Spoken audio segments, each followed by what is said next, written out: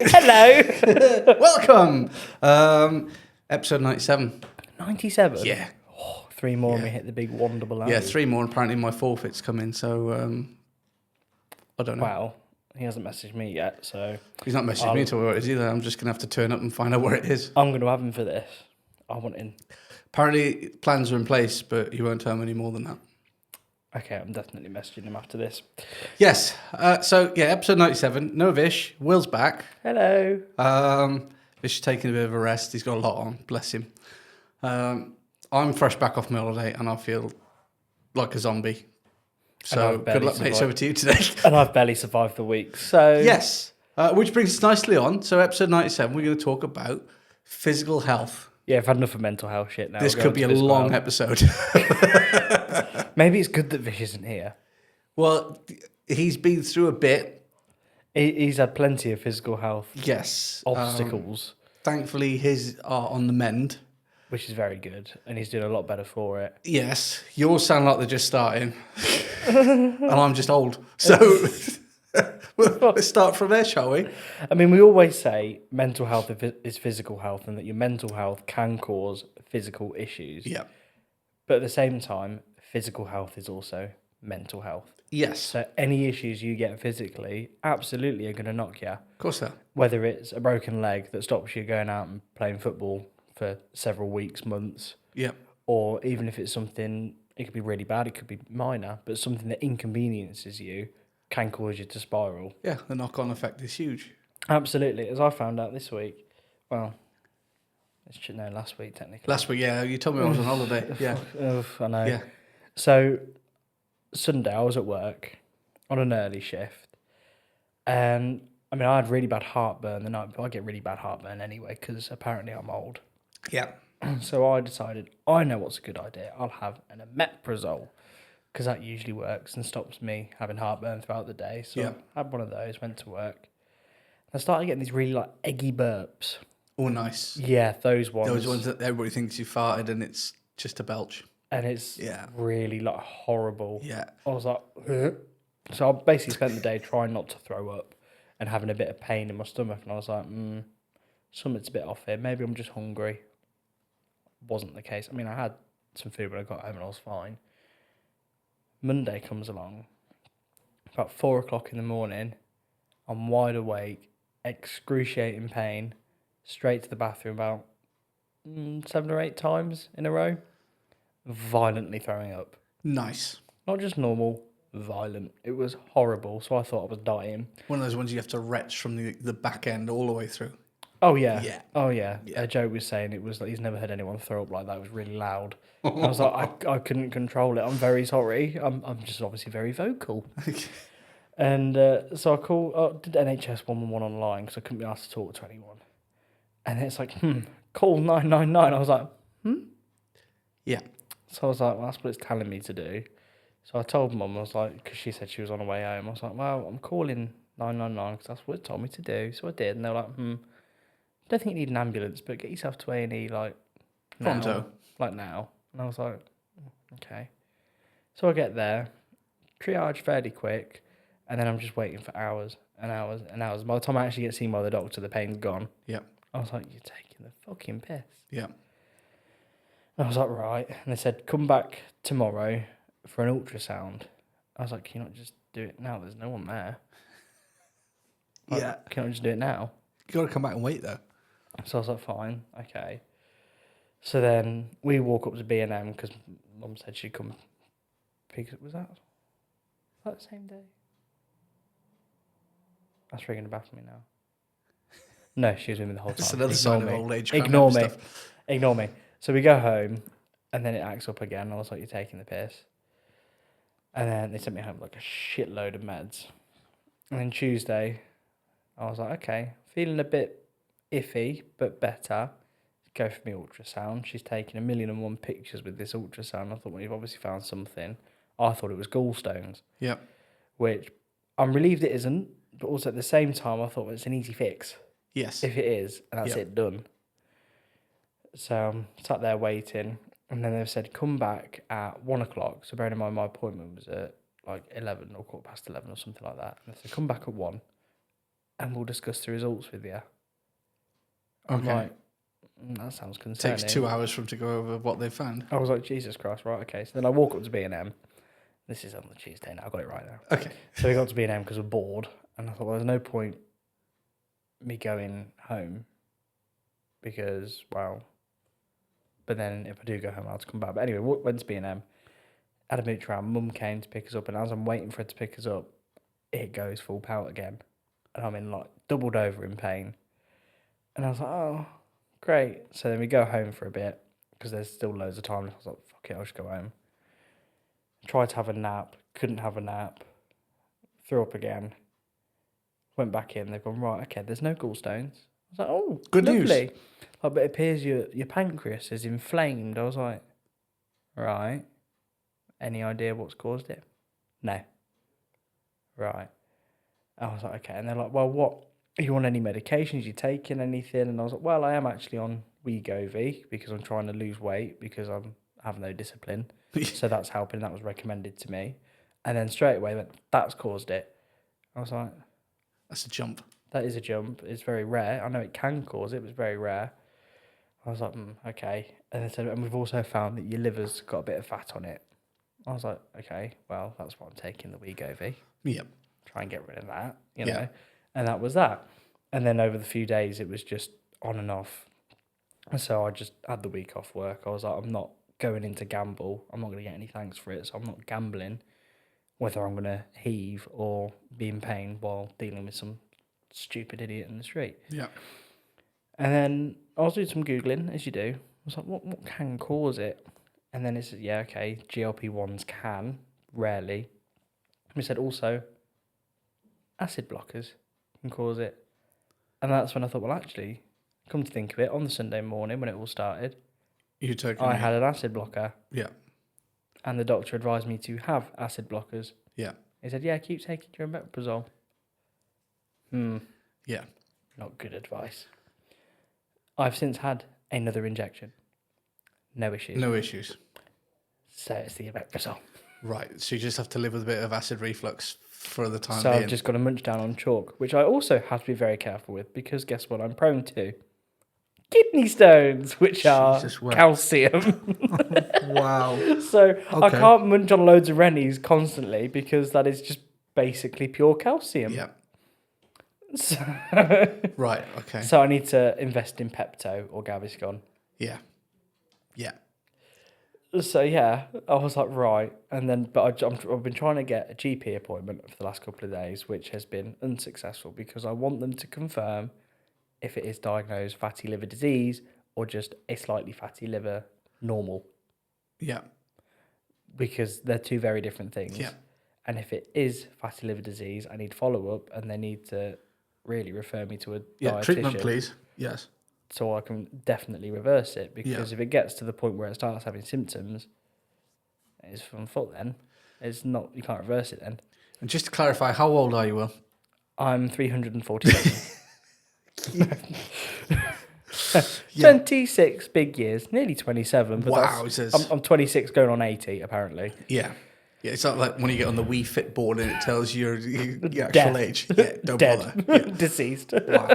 Okay. So there's a lot to go through in the space of a couple of days, and I'm still very much annoyed with them just putting that fatty liver disease as a footnote rather than a diagnosis because that is technically considered a chronic illness. Yeah.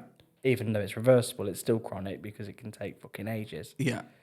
So then if I start getting symptoms, what do? Wait again. So yeah.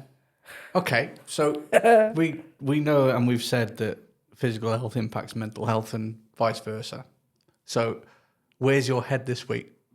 Oh, I don't even know. At the minute, I'm all good. Now it's settled. I'm feeling a lot better about myself. But last week, I kid you not, all I wanted to do was just curl up and disappear. I didn't want to talk to anyone. I didn't want to do anything. And then I've got work saying you need to call us. A text isn't good enough. I was like, I really don't want to talk to anyone because I'm really poorly. I just wanted to curl up and disappear and the world forget about me because I just wanted it to be over. Yeah. So I was just I was feeling really low and I just wanted it to stop, but nothing was helping. Obviously now I've got some very powerful pain meds, which are lovely. But yeah, at that time, I just wanted to disappear. All I wanted to do was disappear. And then I've constantly got people going, you need to call, you need to do this, you need to do that. Yeah, see, that's the other, to get my words out, that's the other element to it, isn't it? You know, you're going through that. You're already dealing with the physical side of it. You've just want to curl up in a ball and shut yourself off from the world and just rest and get over it. And then you've got the work side of things with the harassment, constant nagging to sort of be in touch when a text message will suffice or an email would have done. I'm poorly, there's been a doctor's note, whatever. I'll be in when I'm back. And that was for me when I was ill with COVID. I had exactly the same thing. I was in hospital with it. I was poorly. Thankfully, when I came out, I had somebody from senior management call and they were quite decent about it. But then you always got that nagging in the back of your head. Well, they're going to think I'm taking the piss. Yeah. Am I really ill? And you said it outside that you've got all your notes ready to take with you when you go back to work, just in case anybody does play the, are you sure you're really ill? It's like, no, I must have imagined it all. Yeah. Yeah. But then it's like the whole week as well. Like you said, you know, I've got to get back to work. I just thought, okay, Wednesday I was still a bit iffy, but Thursday I started to feel a bit better. I was then thinking, well, does that mean I have to go back into work then? And then I've told myself, absolutely not.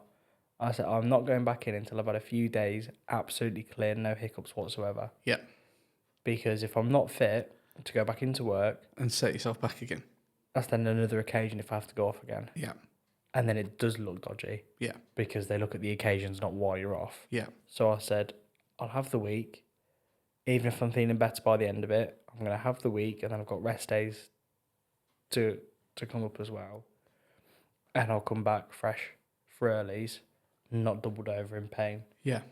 I'm glad you made that decision because so many people we speak to who are off ill or off with whatever reason they're off work, and there's that constant nagging of, I've got to go back to work. And you almost sort of convince yourself that you're well enough to go back to work, almost, I think, to stop them being on your case. Absolutely. But then you go back too early, you end up going back off again, and then you end up with another load of grief because, like you say, you've had 2 periods of sickness in a short space of time, and then that starts to put wheels in motion in the workplace.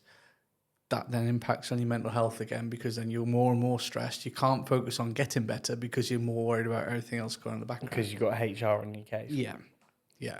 Worried more about your productivity as a worker instead of your actual well-being as a person. Yeah.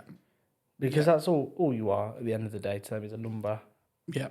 And I mean, a few months ago, I know we had the conversation, but I spoke with somebody at work about people that have been off for a long time, whether that's through illness or other reasons. And it's very easy to ostracize somebody from the workplace, especially if they've been off. People wonder why they're off because they're not allowed to know, because you're not told them, supervisors aren't allowed to tell them. But then when they come back to work, they almost sort of shut into a corner because people don't want to ask why they've been off in case it's personal or in case it's anything else. And they end up going back off again. And the conversation I had with this person was, you know, if we invested an hour a day when they return to work just to have a coffee or a chat or a walk, you will keep that person at work and their productivity will get better because they think somebody's looking after them. If we just shut them in the corner and ignore them or leave them off for this 6 months, whatever it is they have off, they're not going to want to come back. They don't want to worry about what people think of them. And you've lost 6 months of productivity. Instead of an hour. A bit of management, an hour a day, so you're losing 8 hours a week, potentially. It's far better in the long run, but people don't get that. Yeah. It's the same with, you know, paid lunch breaks and things like that. It's paid, so you don't technically get one. You don't get one. So then by the end of the day, you've been running full steam, no break. Of course you're going to get sick. Yeah. Sick, stressed, tired. And then where does that leave you? And it wouldn't surprise me if burnout played a part Massive in part. how I was feeling. Massive part. I've been doing some reading over the weekend about people in our job world with the numbers requesting to leave having doubled in the last 12 months. And a lot of it is down to burnout and stress. And it's because it's not being managed properly. And then the physical side of it impacts the mental health side of it. And it just creates a perfect storm. Exactly. So you end up with a lot of people off on long-term sick, and then they force themselves back when they get told that their pay is being reduced. So they force themselves to come back in, but then they're not really doing much. They're doing the absolute bare minimum because they physically Counting cannot do paper clips in anymore, the office because you can't do anything else. and because they're not in the right headspace to be working. And Yeah. in that sort of work, you can't afford to have that. No, everybody needs to be on their A game when they're in because who knows what's going to happen in the next 10 minutes. Absolutely. So, to quote Thunderbirds or whatever it was. And then you get the rumour mill start as well. Well, why have you been off for so long? And then they start going, well, they're really sick, or was it because something else is going on? And then people jump to a conclusion and convince themselves that, yes, they've been off because of X, Y, Z. They're under investigation. This is happening. This is happening. Yeah. When the reality is, I was just really quite poorly for a bit, but then my mental health got shit, so I needed time away. Yeah. Yeah. I mean, we spoke about Vish earlier, and I mean, he went through the mill last year with his illness.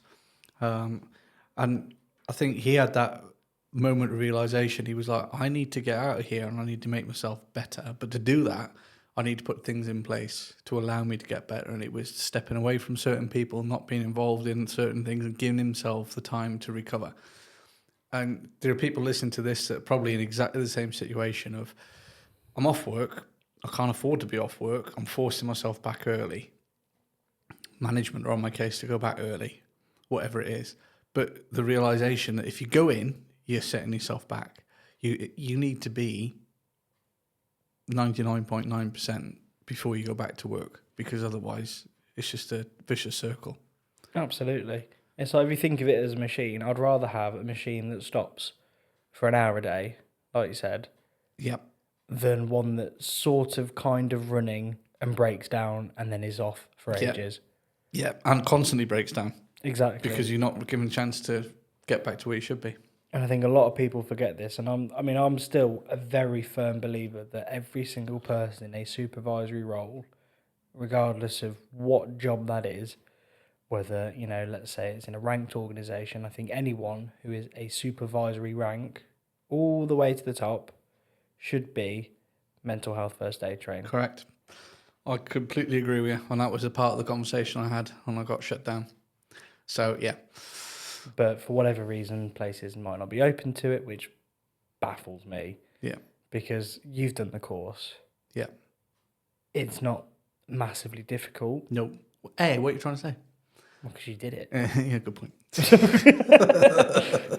Yeah. It's not massively difficult. It's not overly time consuming. No. And 9 times out of 10, someone in that management position has plenty of time anyway. Yes. So there's nothing wrong. Okay, yeah, there is some cost involved. But overall, think about the amount of money they'll be saving from sick pay. Yeah. Well, you say that. I did mine as a free course with a free learning package.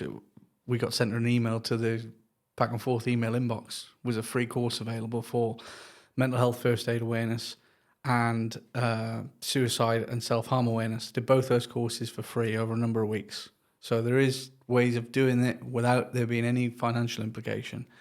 And especially for bigger organisations, they can afford it. Absolutely, they can. Again, it comes back to whether you pay out a couple £100 for a course or you pay out potentially thousands in people being off sick for 6 months, taking full pay home and not getting any work from them that way. And it's wrong to look and think about people that way, but that's when it comes down to numbers, where it boils down to. Exactly. It makes 0 sense to not do it. No. It's stupid. But hey, that's where we are. Well, thanks for that, because that's cheered me up, because my knees feel better this week. Oh, I'm sure they do.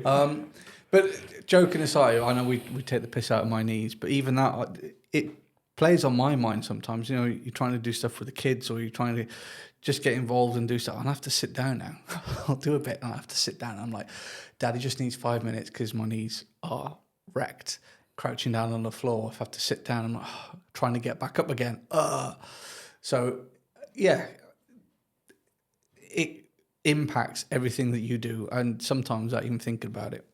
So it's hard.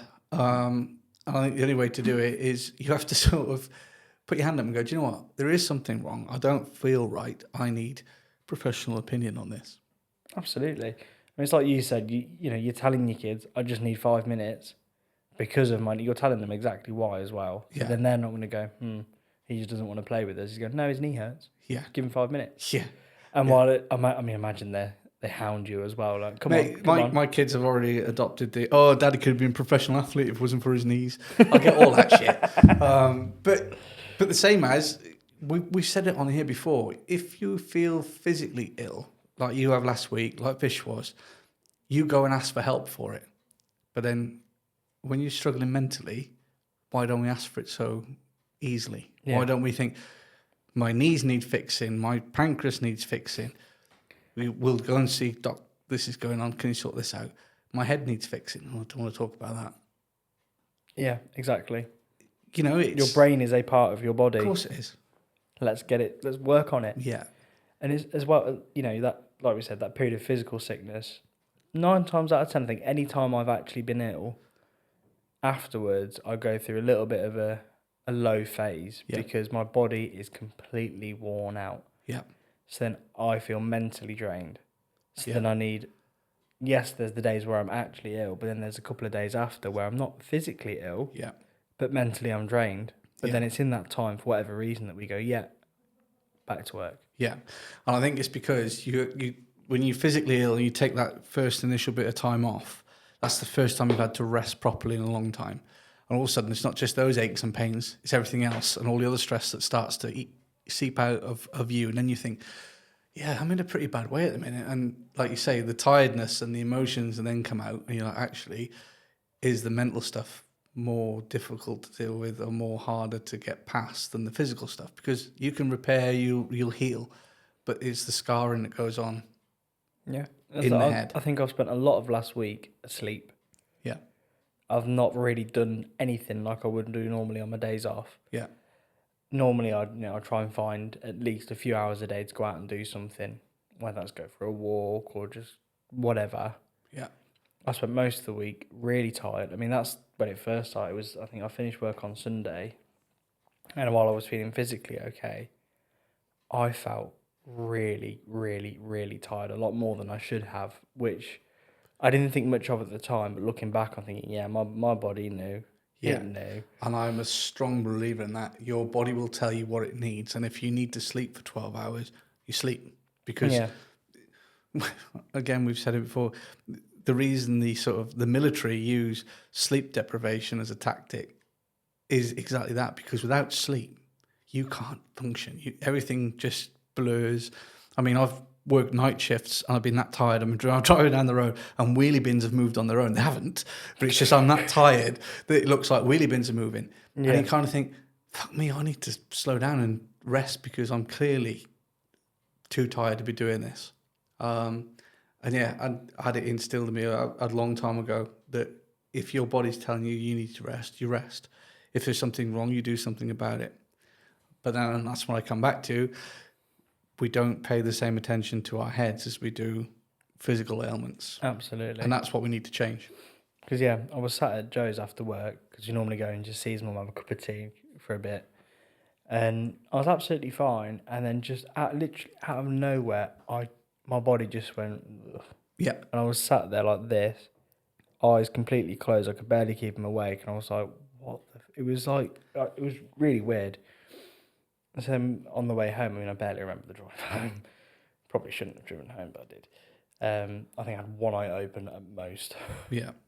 And then I got home and I was straight into bed and I thought, what I should have done was just slept. And I imagine I would have slept right through to the morning. Yeah. But instead I went, well, if I sleep now, I'm going to wake up at this time. I'm not going to sleep tonight. So I said, I'll have an hour. I felt much better for having that hour, but at the same time, probably should have just slept. Yeah. Yeah. I've lost count how many times I've driven home after a night shift and not remembered the journey home, not remembered if I've gone through a red light, driven down the dual carriageway using the cat's eyes to keep me awake, the rumble strips, it's just horrendous. And the harder you try to stay awake, the harder it gets. The harder it is. Yeah. You just feel your eyes force themselves closed. And eventually you'll sort of do that, your head will drop and then you'll end up swerving a little bit and then the adrenaline wakes you up like, oh, okay, that's better. And then... Yeah. And then even like the trucker chips, oh my God. Trucker tips don't work, like pulling your nose hairs. No. I try it, or I just look like a psychopath picking my nose as I drive along, swerving along Pick the yourself a place. winner. I'm just there like, oh. Yeah. No, I lost a good friend at work for that exact reason. Driving home after a night shift, they fell asleep at the wheel and died in a car accident. So, yeah, just rest. When you're tired, pull over, sit in the lay-by and have a snooze. You know what I mean? See, I did that once. I was in Skeggy for spring harvest. This was 2023. So I had to wake up early one morning because I had to get to Nexus for 8 o'clock in the morning from Skeggy. Nice. So I was up at the crack of dawn before anyone else. I said all my goodbyes the night before because I was like, well, I need to go to bed. I need to be up in the morning. And I think I'd not long left Skeggy. I think it was only about half an hour in, and I felt really tired. And thankfully, it was before I hit the motorway. Yeah. And there was a little lay-by just before this roundabout. So I pulled in there, closed my eyes. It must have only been about 5-10 minutes I was out for. Yeah. And then I felt way better for it and was able to drive to Birmingham. Yeah. So yeah, Skeggy to Birmingham, early morning. Yeah. No, see, I don't know. I know I'm older. I'm a strong believer in nana naps. Mm-hmm. If you're tired in the afternoon and you've got the opportunity, just take the opportunity to have an hour. Just sort yourself out, I because love a nap. I love a little nap in the A afternoon. sofa nap as well. I'll say, if you're going to have a nap, try not to go to bed. Yes. Because otherwise you'll sleep It's a lot game longer. over. Yeah. And then when you do wake up, you're like, Yeah. and then you end up going back to sleep. Yeah. So a chair nap or a sofa nap to the point where you feel a little bit sore when you wake up. Yeah. And that's probably But a good then- thing. It stops you going to sleep for too long, because you end up in a Exactly. position you can't sleep. Like, I used to, what about, year and a half, 2 years ago, whenever I'd get home from work from an early, I'd just lie on the sofa, steady a bit at my feet. Mum would be sat watching the telly and I'm out. Yeah. No, massive believer in it. Like I say, and it's all about your body will tell you what it wants. Just do what it says. Actually, I just love a nap. Mate, I can't even nap at RS at the minute because we're waiting for our new sofas to arrive and we've sold our old one. I have no furniture in the lounge. So I have to lie on the bed, and that's just game over then. Not good. It's that or a kitchen bench, which you don't want to do that. I haven't got those either because I'm waiting for the kitchen chairs because it's all coming on the same delivery. I've got a lovely table, but no chairs. Carpet nap. Yeah, roll up with the dogs. Just use the dogs as a pillow. And they'll eventually wake you up. Yeah. Or piss on me. It'll wake you up. Yeah. And if it doesn't, concerning. But no, we gloss over it a lot, and I know we've got lads in the group that listen to this, and we've spoken about it in the group. You know, the two are very much linked, and you can't have one without the other. So look after both aspects of it, because otherwise the vicious circle will start, and you'll just go down a rabbit hole that you don't want to go down. Absolutely. I always find as well, it's like I went through, I think, early sort of 2025. So while I was off work, when I was starting to come back to work, that sort of period of time, I was like a Victorian child, constantly getting colds and everything like that. And for a while, I didn't know why. I was like, why am I so susceptible to this illness? What's wrong with me? Yeah. And then obviously I look back now and I go, I was just burnt out. Yeah. And it does make your body susceptible to catching colds and things like that, as well as getting other physical symptoms, whether that be, chest pain, headaches, any sort of strain anywhere. Yeah. And I was like, oh, that'll do it. Yeah. I mean, I went through a spell when just after I got over COVID, and I was still sort of merging myself back into work. Kids are coming from school, and I'd catch everything, sickness, bug, cold, whatever it was.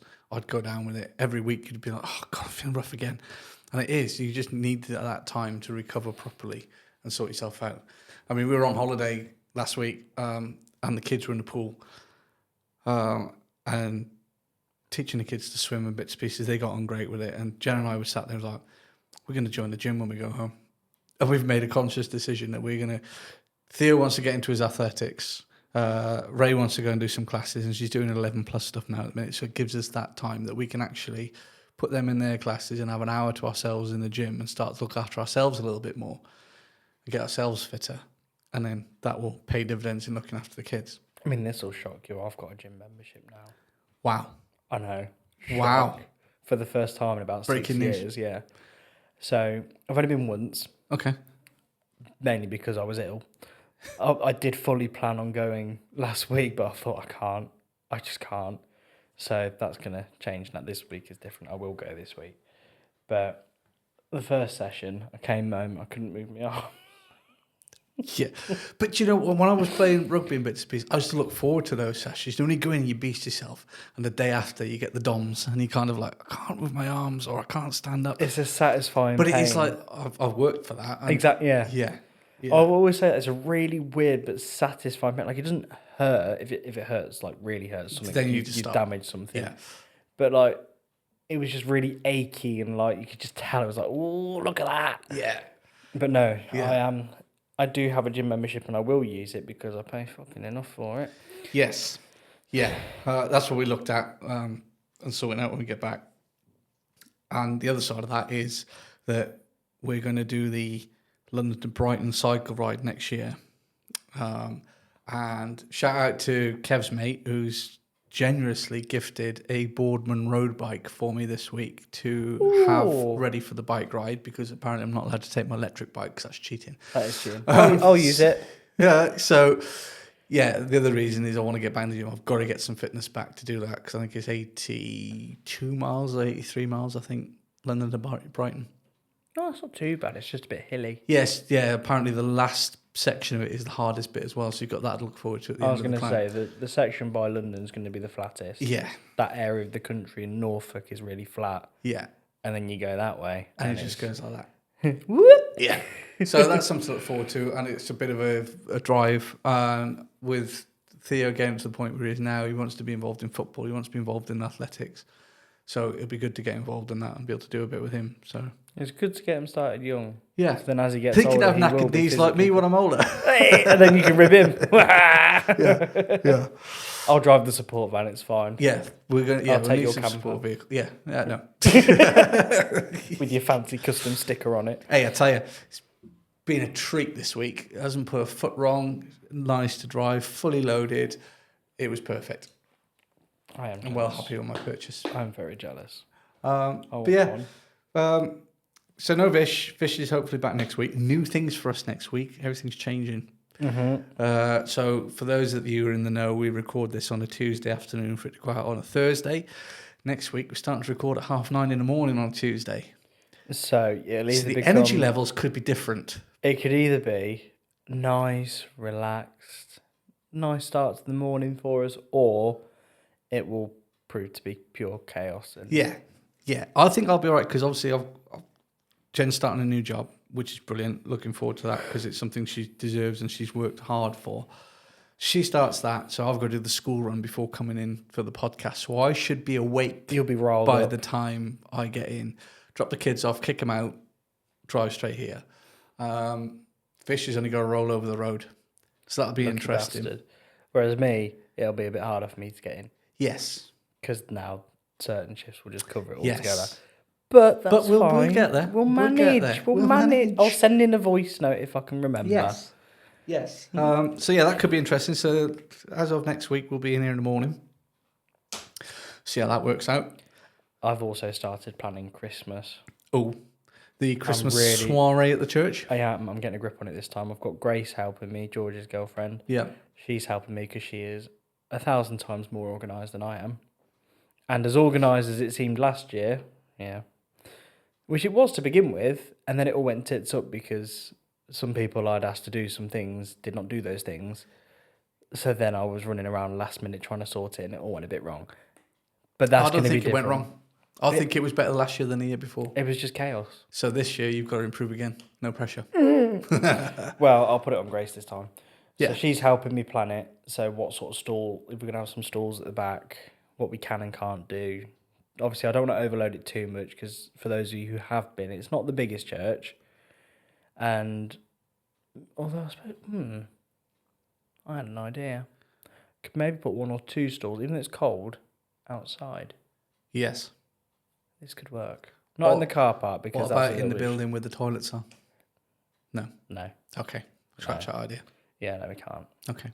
There's many. Well, yeah, put them outside. Just don't put us inside. We'll have the inside. No, so out, because what I was thinking, not the car park, because the car park is a shithole that needs sorting out. And dark. And we're getting some parking enforcement now, finally, because too many people take the piss and litter and leave nitrous bottles everywhere. Nice.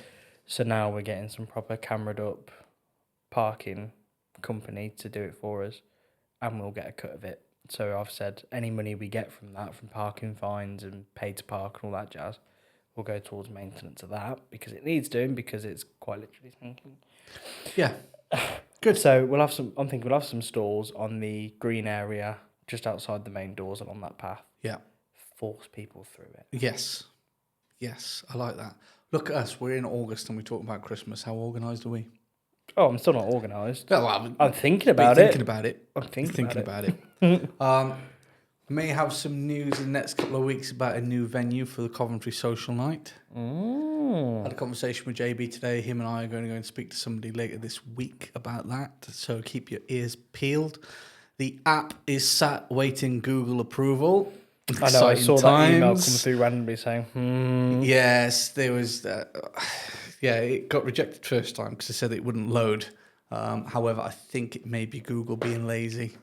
So it's gone back in with some tweaks and some changes. So waiting for that to be done. There are also a load of changes coming, but until it's been approved, I can rebuild it and submit the new build, they have to wait. But if you're using the web-based version, those changes are in place already. Exciting times. And then as soon as it gets approved for Google, it'll be a lot easier to get it approved for Apple. I imagine. Why you say that? It's much harder to get an app through them, isn't it? Yeah, Apple are a nightmare. Which is annoying because I know a lot of people use Apple, yourself. Myself included. And me included. Yes. The Apple one is in process. It's taken a little while. But if we can get the Google one out and get that being used, I know there's a lot of good feedback about the beta version that we've got. If anybody's listening and wants it, let us know and I can send you the beta version you can download and install on your phone now before it comes out on the Google Play. We're almost at 100 users on the app already. That's really 99 good. As of yesterday, so one more for 100. All going really well. A few bits and pieces going in the background that I can't really tell about at the minute because I don't know which way they're going. But yeah, and we are 140 something listeners away from 10,000 downloads. It is crazy. That is crazy. So if anyone listening wants to nominate us for an award, I wouldn't say no. Anything. Yeah, I mean, we could do the night out. Not him because he can't take his liver anywhere without being poorly. Well, I can't drink to excess. Social drink. And at the minute, it's not alcohol related. No, it's true. And Guinness is good for you. So yeah, if you're listening and you think we're doing a good job, like, subscribe, and send us in for an award. You do think we're doing a good job, you will do that. Love spuds. Do you have a spuds or a plums this week? Without offending an entire country, France. Say no more. Love the country, love the scenery, love the drive, I see everything where this else. is going. People, different story. They're not at all annoying, obnoxious, ignorant, or rude. They're not in any way the way they're made out to be in Beauty and the Beast. No. I liken walking down the street of Paris as being on the Dodgems because they'll just walk across in front of you, they'll walk into you, they'll walk from behind you, through you, and not even a excusez-moi. Oh, Just sorry. a bosh. Pardon. I'm trying to shelter the kids as they're getting bundled around by people. We rode the tube in Paris this week. That was an experience. There's no queuing, I find. No, super efficient, no queuing, and the tubes run very quickly, the trains themselves. However, it was like trying to throw sardines into a can at one point. It was 38 degrees when we went to Paris on Thursday. It was hot. No aircon in the tubes. And the last section of the tube from one of the stations to the Eiffel Tower station was obviously, as you can imagine, rammed. Theo was holding onto my leg instead of a post because he couldn't reach the post on the tube. I'm trying to hold a post, keep an eye on the others. And we were literally nose to arse cheek of people in front of us. It was that busy. It was, yeah. France, love it. Wouldn't want to live there. No. That's my love spuds. France is the kind of place you want to go to the countryside. Yes, well, thankfully where we were staying and camping was out in the countryside. It was lovely.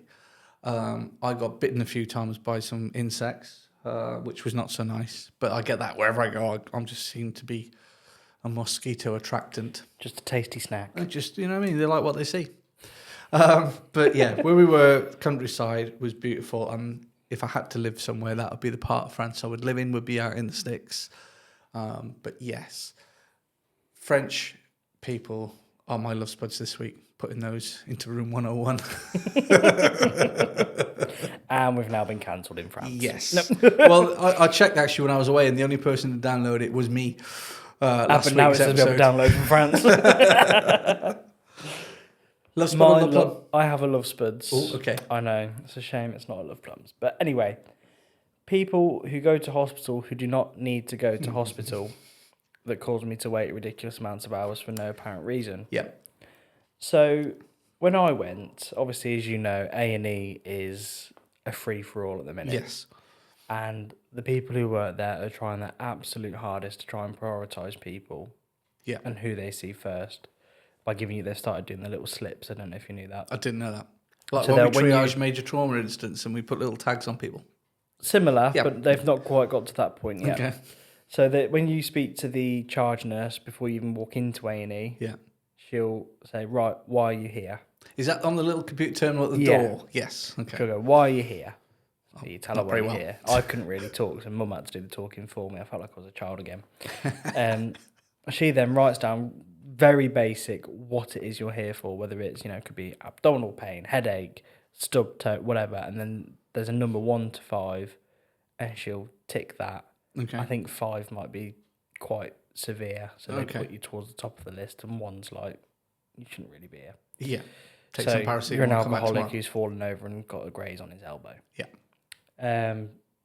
So she put 4 initially, and then before Mum had even finished talking, they said, yeah, he's also been violently throwing up, and she changed it to a 5. Excellent. And okay. then she went straight toward 12, which, for those of you who don't know, is the surgical assessment unit. Yes. So I was like, okay, great. Even in there was very busy, and there were some people sat having a... Bearing in mind, the people in this ward, 9 times out of 10 are there for some form of gastro problem. Yeah. Because that's where they send everyone, because that's where they've got the ultrasound machine. It's right by the x-rays. They can just send you there. And right next to surgery, should you need it immediately. Exactly. Yeah. Because 9 times out of 10 they're expecting appendicitis, which I Yeah. had to tell them about 10 times. It definitely wasn't that because I already had it out. But I was sat there trying not to heave with my little recycled bucket Yeah. thing. And, there's a few people sat in front of me, munching away on having a little picnic. One lady came in on a wheelchair and then got out of the wheelchair, was just walking around willy-nilly. Yeah. And then when they said, oh, you just need to come through to this bit, she then went and sat back in the wheelchair, And expect somebody to push her through. so they would push her through. Yeah. There was one person sat next to me who absolutely stank of piss and weed, who hadn't washed his hands in about 3 years. You know the type. Yeah. Because his toe hurt. Yeah. And that's... The NHS are doing a great job. And In people like that are what's Circumstances breaking they're in. I mean, they work their arses off every day, and massive respect to those employed in that role. It's just the civilian people that make their job so much harder. it. It's those people with the stub toe acting like they're dying when they're not, Yeah. because they can't be asked to go through the GP or go to the walk-in centre or minors. Yeah. They decide that that's what they want to do, and then they do all the scans, they do everything. They go, there's nothing wrong with you. Yeah. I think that's the issue, is like you said yourself, it's so hard to get a GP appointment. So maybe some work needs to be done around Oh, that side of 100% work needs to be done around and then the that would GPs. reduce the stress and the burden on the A&E side of the hospital, and everybody can get treated so much quicker. But yeah, the people sat in there, well, I'm trying not to throw up, sat eating a very smelly picnic in front of me in the waiting room, Yeah. waltzing about, not a problem in the world, got a stub toe, and he's complaining that he's not been seen yet. Yeah. Well, I've already been there for about 4 hours. Yes. In extreme I pain. completely get it. And the other week, once I damaged my coccyx on the parachute jump, when I told the chat bot for the doctors that I just need some painkillers because I was struggling to sit down. Their advice was to go and sit at A&E and wait to have a scan. And I'm like, I've just told you I can't sit down because it's painful. You want me to go down and wait at A&E for which would have been probably 8, 10, 12 hours. And even if you had broken your coccyx, what can they do about it? They can't do anything about it. Nothing. So, yeah. It's pointless. Correct. So just get a nice cushion, little Comfy hemorrhoid cushion ring. and some painkillers and see it out. Absolutely. Yes. But no, that's my love spuds. I think a very just love spuds. But yeah, that was quite funny though, I forgot to mention. So yeah, every time I was seen by a nurse or doctor, and they're like, can I have a feel of your tummy? Yeah, okay, that's fine. Can I have a fondle with your bits? Rather you didn't, but if you have to, okay. But every time it was the lower right side, even though I told them where the pain was, upper central, they were feeling down here on the lower right side, and they'd pushing, and does that hurt? No. And they'd release and go, what about now? And I'd just look at them and say, it's not appendicitis. And they're like, I know what they're thinking. I'm the doctor here. I will tell you if it's appendicitis. And they're like, well, what's making you say that? I was like, because I had it out nearly 10 years ago now. I'm missing the bits that's required. Unless I have the ability to grow back my appendix and for it to die again. Like a lizard regrowing its tail. I don't think it's appendicitis. Yeah. And then one of the nurses was like, can I see your scars? I was like, do you really not believe it? I had it done here. Have a look at my records. I'll give you a clue. I had it done here. Yeah. I can tell you the date, everything. Yeah. But I said, but no, here are my scars. And they're like, okay, fair enough. And they stopped feeling around there. Then I was like, I told you it's not appendicitis. Yeah. Yeah. But again, overworked and overstressed leads to issues like that, doesn't it? I was like, it was quite funny though. It was like, how do you know? I was like, let me see. How do I know? What's you required to have appendicitis? I'll give you a clue. That's the one thing I don't have. And as well, they're like, do you think it's you said you've had a problem with kidney stones before? Yeah. Is it that? No. How do you know the pain's not in that place? If it was my lower back going into my groin, then yes, I'll go, it's my kidneys. And I would come in saying, I have kidney problems, not this. Yeah, please listen to me. It's just, I know my body's telling you this is hurting. Just listen. Yeah. Yeah. And when you push there and there hurts, there you go. That's the problem. Yeah. So, yeah, I think we've firmly established that you need to look after both aspects, physical and mental. And so if you are struggling with either, get the help that you need. Sort the physical side out, you'll do that. So why can't you go and speak about your mental side? Absolutely. And even then, if you end up in hospital for whatever reason and you're feeling really shit, just speak to them as well. Just say, look, I know I'm here for a physical issue as well, but is it possible to speak to the mental health team? Yeah. Because I'm feeling really shit. Yeah. And you'll find they can be very reasonable, especially if it's during the day. They'll say, yeah, we'll list you. Yeah. They might wait until your physical stuff's been sorted first, which I get. But at the same time, while you're just on a ward, they'll come up and talk to you. Yeah. So just ask the question and see what can be done. Correct. You're in there, make the most of it. Bish, bash, bosh. Bish, bash, bosh. Bish, bash, bosh. Right, mate. We've come to that time.